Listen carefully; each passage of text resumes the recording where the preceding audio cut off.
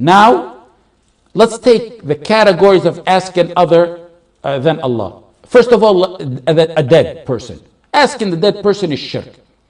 One who asks a dead person is mushrik. Under no condition do you ask the dead. That's shirk. And if the dead is in front of you, it's shirk. If the dead is in front of you, it's shirk. B, if the dead person is not present in front of you, meaning you're asking him at a distance, it's still shirk. Dua to him is belief that he has control over the world and he's dead. And that's shirk. Asking a dead is automatic shirk akbar. Even if asking them is that which they could have done when they were alive. Now if he's alive, this is a dead person, it's very simple and easy. If he's alive, it's three scenarios if someone is alive and you ask him. If you ask a person alive, give me food, hand me that dish, give me water, that's permissible. It's before him, he has the means are there, he has control over it, he has the abilities. Allah granted him the abilities, you know he granted them the abilities, so you can ask him. If he's before you and he can hear you and he has the abilities and means, you can ask him for what he's able to do. Hand me the water. Hand me your phone. Help me fix the house. Help me with my car. That is permissible. That's A, for a person who's alive. B, if what you ask him is beyond his power and abilities, like powers only Allah has, that's shirk akbar even if he's present in front of you. Example, I go to a sheikh, or someone goes to a sheikh and tells that sheikh, bring down the rain, or cure my ill. He's not a doctor, you believe he has spiritual powers, cure my ill. Or sheikh, bless my wealth. This is shirk akbar. The third one, C, for the one living, if he is living, not present, you can't ask him what he can or can't do. That's like asking the dead. Now, we don't mean present as in right in front of you. If you ask someone on the computer or phone through means of communication, that's like as he's present in front of you. If you ask him on the computer, help you with a program or with some matter, that's permissible. What we mean is like someone is in Africa and you're in the United States and you tell them to give you a cup of water. He's not in front of you. There's no means of communication. He can't do, how's he going to give you a cup of water? That is improper. You can't do that. That's shirk. That's shirk. Why? Because even though it's in his power to give you a cup of water had he been present, in reality you gave him power of hearing that only belongs to Allah. I'm here. I say, Sheikh so-and-so in Africa, give me a cup of water. There's no internet, there's no phone, there's no nothing. How can he hear unless I gave him the power, the quality that only belongs to Allah, the all-hearing. Now, let's take a mas'ala. Is asking jinn shirk? Is asking a jinn shirk? Now, first of all, if it's a jinn who can hear you, you can see him and he can hear you, that doesn't fall under shirk. Why? There's a story in Nasa'i, Ibn Hibban, in Bukhari mentioned in the Tarikh al-Kabir. No, it's not in Sahih Bukhari, in the Tarikh al-Kabir. Ibn Hibban considered authentic. Ubay ibn Ka'ab radiallahu anh had a pile of dates somewhere stored, and he noticed it kept going missing. One night, he seen some type of creation. He resembled it to a younger boy. Ubay gave him salam, and the boy, the creation like a boy, returned the salam. Ubay said, are you human or jinn? The boy said, I'm jinn. Ubay said, show me your hand. He showed him his hand, and it was like that of a dog, and it had the hair of a dog on it.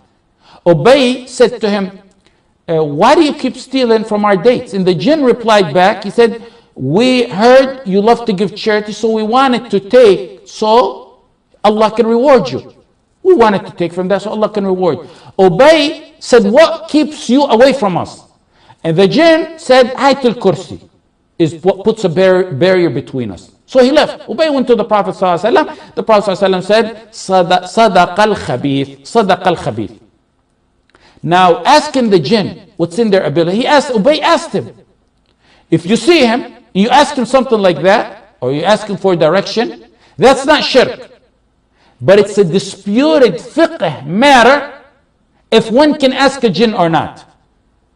That's if they're present and if you see them. It's not our topic, but it's a fiqh issue. The correct of two opinions is it's not permissible. There's no need to communicate with the jinn and ask him like that. But it's not a shirk. If he's present in front of you and you see him and you know he's there. Number B, if you ask a jinn what they can do, what only Allah can do, like cure me, that's shirk akbar. وَأَنَّهُ كَانَ رِجَالٌ مِنَ الْإِنسِ يَعُوذُونَ بِرِجَالٍ مِنَ الْجِنِّ فَزَادُوهُمْ رَهَقًا. Verily there were men, they were amongst the mankind, يَعُوذُونَ بِرِجَالٍ مِنَ الْجِنِّ فَزَادُوهُمْ وَأَنَّهُ كَانَ رِجَالٌ مِنَ الْإِنسِ يَعُوذُونَ بِرِجَالٍ مِنَ الْجِنِّ فَزَادُوهُمْ, who sought refuge in the males among the jinn. The jinn, فَزَادُوهُمْ رَهَقًا, the jinn increased them in their transgression. The jinn increased the human in their transgression. What's this verse? When the humans used to go to a valley or scary, lonely place in their journeys, they used to seek refuge not in Allah subhanahu wa ta'ala, but in the jinn.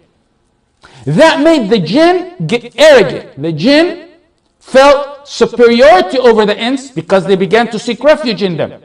So what's the conclusion? What happened? زَادُوهُمْ رَهَقًا. The jinn increased the mankind, the ins, the humans, in transgression and in sin. فَزَادُوهُمْ رَهَقًا. What it means is, the jinn, seeing that the humans were afraid and sought refuge in them, so they began to scare them more. As-Suddi rahimahullah said, a man used to travel with his family. And when he gets to an area to rest, he would say,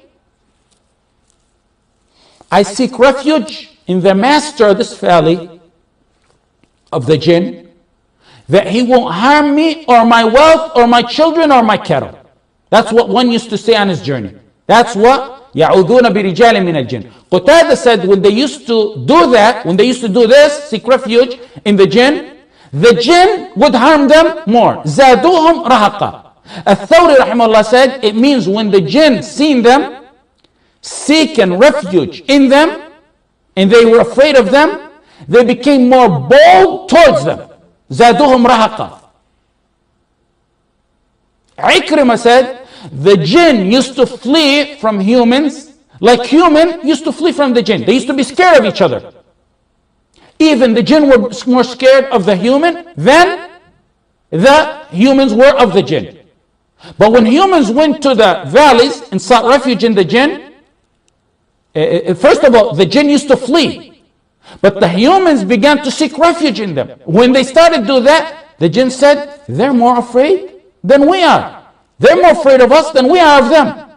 So let's get closer to them.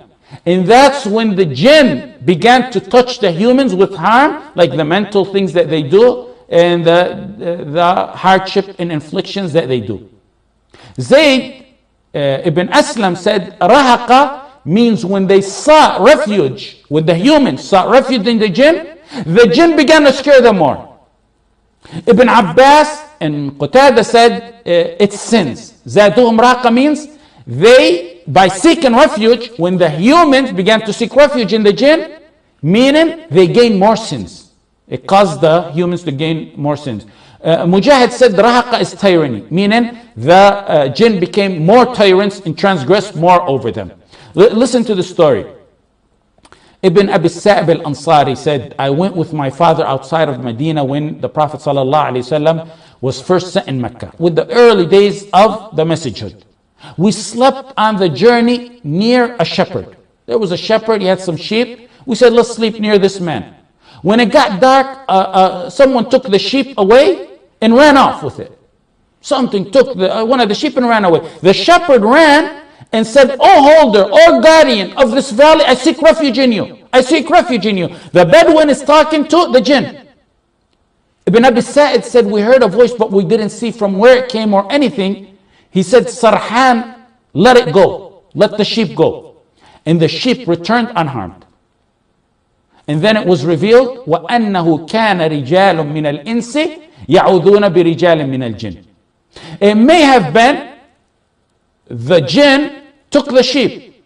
And when the Bedouins sought refuge in the master of the jinn, the master ordered the sheep be returned. Why? in order to lead him astray more, to give him more sins, to belittle him, make him a slave of his. And that happens. So that's the issue on the jinn. And another issue before we conclude this class is, for example, if someone says, wa mu'tasimah, or qum ya Salah ad-Din. Wa mu'tasimah means like, ya mu'tasim, O mu'tasim. The man who rescued the woman when she was violated, the Khalifa who rescued the woman when she was violated and rescued her, unlike the coward leaders of today, when she called him wa mu'tasimah. She said, O mu'tasimah, he sent an army to rescue her. So now many say wa mu'tasimah. They say that, or they say get up Salah ad-Din, meaning when they see the miseries of the ummah, it's more like a metaphor used now. However, there's explanation to that. Number one, if you believe Salah ad-Din or Mu'tasim or even the Prophet ﷺ would benefit you like that and give you victory, that's shirk akbar. Number two, some ulama said if it's merely a slogan for a battle to inspire, it's merely used to inspire, like remember the days Salah ad-Din, Abu Butayn and other scholars said it's permissible. Now, then the third scenario is if it's a form, just a random form of expression outside the battlefield to inspire people, it's better not to use it because it may give the wrong impression for those who lack knowledge. And another issue, speaking to the dead in the context of a lesson, like a sermon, that's not wrong. It's a lesson to not to the dead, but for those alive or for yourself, like Ali ibn Abi Talib used to do. He said, "O people in the grave." It's a form of sermon to himself and to others, reminding himself and others who may be, of the group who went with him. He said, "Oh, you people in the graves, now your people live in your houses and your women have remarried and your wealth has been divided. This is the news I have for you. What do you have for me of news?" This is Ali ibn Abi Talib talking to the dead. Then he said, if they could answer, he told the surrounding, if they could answer, they would tell you the best provision of is taqwa. وَتَزَوَّدُوا فَإِنَّ خَيْرَ الزَّادِ التَّقْوَى. لو أجابوا لقالوا وَتَزَوَّدُوا فَإِنَّ خَيْرَ الزَّادِ التَّقْوَى. He didn't mean talking to the dead, he mean add a sermon. Another issue is speaking in the jinn, as in calling them, format.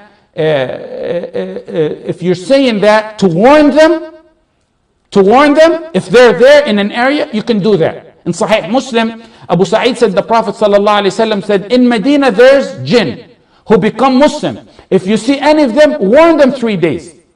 If you see them after those 3 days, then kill them. They are evil, they are devils.